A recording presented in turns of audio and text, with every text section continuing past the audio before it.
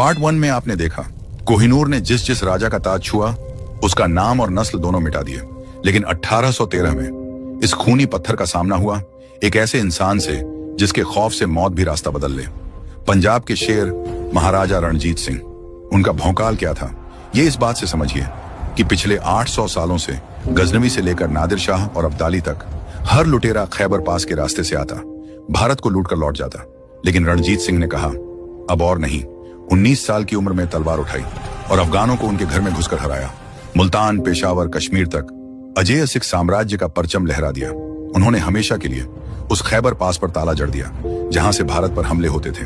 उनका रुतबा इतना बड़ा था कि जिस अहमद शाह अब्दाली ने भारत में खून की नदियां बहाई थी, उसी का सगा पोता और अफगानिस्तान का राजा शाह शुजा अपनों से ही जान बचाकर महाराजा के दरबार में पनाह मांगने आ गिरा। महाराजा ने कहा पनाह मिलेगी, लेकिन बदले में भारत का वो चाहिए जो तेरे पुरखे दिल्ली से लूट कर ले गए थे। उसने बिना एक शब्द कहे कांपते हाथों से कोहिनूर महाराजा के हवाले कर दिया। 74 साल बाद भारत की शान वापस लौटी। महाराजा ने उस हीरे को अपने बाजूबंद पर बांधा ताकि दुनिया देखे कि भारत ने अपना ताज अपनी भुजाओं की ताकत से छीना है। लेकिन वो सिर्फ एक खूंखार योद्धा नहीं, बल्कि एक ऐसे महान और दानवीर सम्राट थे। उन्होंने अमृतसर के पवित्र हरमंदिर साहिब पर सोने की चादर चढ़ाकर पूरी दुनिया को स्वर्ण मंदिर यानी गोल्डन टेम्पल दिया। काशी विश्वनाथ मंदिर के शिखरों को सोने से मढ़वा दिया, मस्जिदों को भी संरक्षण दिया। और इस शेर की ताकत का अंदाजा आप इससे लगाइए कि जो अंग्रेज पूरे भारत को निगल चुके थे, वो पंजाब की तरफ देखने से भी कांपते थे। अंग्रेजों की रातों की नींद इस कदर उड़ी हुई थी कि आधी दुनिया पर राज करने वाली ईस्ट इंडिया कंपनी ने 1809 में महाराजा के सामने झुककर अमृतसर की संधि, ट्रीटी ऑफ अमृतसर की शर्त यह थी कि अंग्रेज कभी सतलुज नदी पार करने की जरूरत नहीं करेंगे।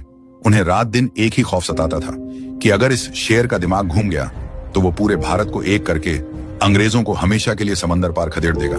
इसलिए वो कायरों की तरह नदी के इस पार खड़े होकर उनके मरने का इंतजार करते रहे। जब तक महाराजा जिंदा रहे, कोहिनूर का वो 500 साल पुराना खूनी श्राप भी घुटने टेक कर उनकी गुलामी करता रहा।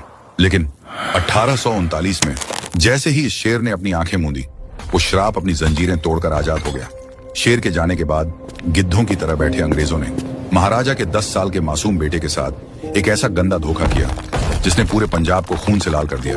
अंग्रेजों का वो सबसे बड़ा धोखा और कोहिनूर के श्राप का खौफनाक अंत देखिए पार्ट 3 में। अगर आप भी चाहते हैं कि भारत का असली इतिहास दुनिया तक पहुंचे तो इस वीडियो को एक लाइक करें और कमेंट में लिखें पार्ट 3। जितने ज्यादा लाइक, पार्ट 3 उतनी जल्दी आएगा।